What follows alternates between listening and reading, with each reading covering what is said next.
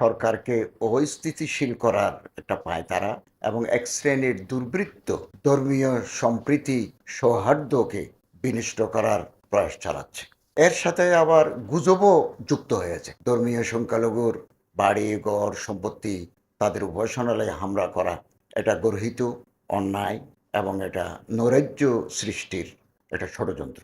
সংখ্যালঘুদের উপাসনালয়গুলো মাদ্রাসার ছাত্র এবং সাধারণ ছাত্র শিক্ষকরা রাত জেগে পাহারা দিচ্ছে এবং পরিস্থিতি স্বাভাবিক না হওয়া পর্যন্ত এই প্রহরা তারা অব্যাহত রাখবেন। সাম্প্রদায়িক সম্প্রীতি বিনষ্ট করার অপচেষ্টা তারা চালাচ্ছে, যারা সংখ্যালঘু নৃগোষ্ঠীর উপর হামলা চালাচ্ছে, এই তাদের আইনের আওতায় এনে কঠোর শাস্তি বিধানের জন্য সরকার প্রতিশ্রুতিবদ্ধ।